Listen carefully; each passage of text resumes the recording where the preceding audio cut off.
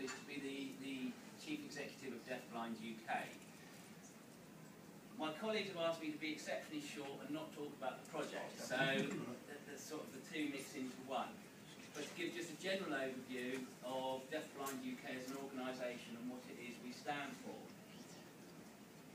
And we're quite proud because as an organisation, we're quite unique in that we're the only organisation in England and Wales that actually are of and governed by people with deafblind themselves.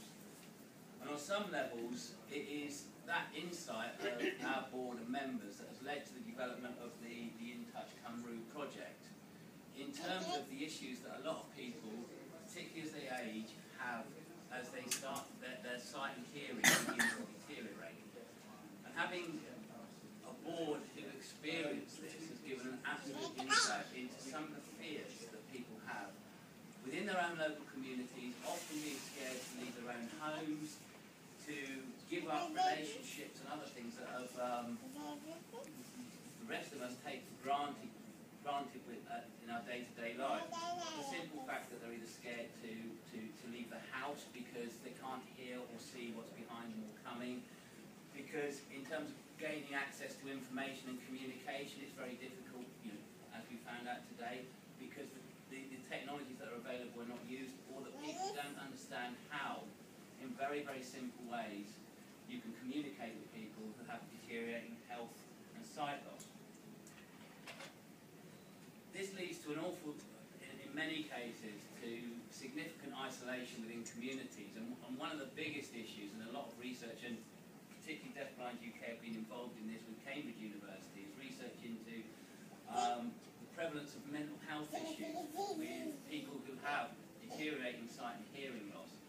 So it's not just that you've got a sensory impairment, it starts to affect all other parts of your life, and depression is one of the biggest symptoms of combined sensory loss, as it is with your visually impaired and deaf, but it's almost exacerbated further with the findings of the research that we did around the impact of this in later life.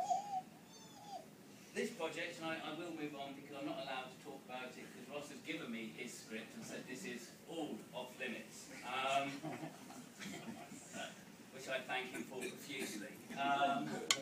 But this project really champions what can be achieved if you give people the support and enable them to say what their aspirations are in life. And it amazes me, having seen the first report that came through, about how it's the little things that make the biggest difference. And I think, I won't go any further because I know I'm going to go too far. But Mark Isherwood, the AM, who's also the co-chair of the Assembly Group on Disability, sends his apologies today. Apparently there's a woman from SW1 visiting Wales, and for some reason he picked that rather than us. But he's been a great supporter of Deafblind UK and the work we do. And he was kind enough to send over what he would have said.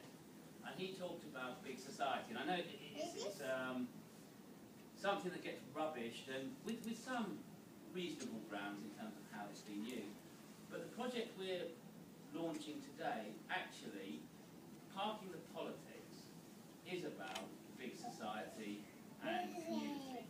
And I know you'll hear an awful lot said about co-production, empowerment, community cohesion, yada, yada, yada. And, but actually, what we're trying to do is connect people that have perhaps become disconnected from communities that they've lived in all their lives, asking them what their aspirations are, what they want to do, and then by providing support at the right time, reconnecting them back with the communities that they've been a part of often for all the majority of their life. So on that high note, I'm going to sort of just give a quick run through of what we're going to do, and I'm going to sit down and shut up.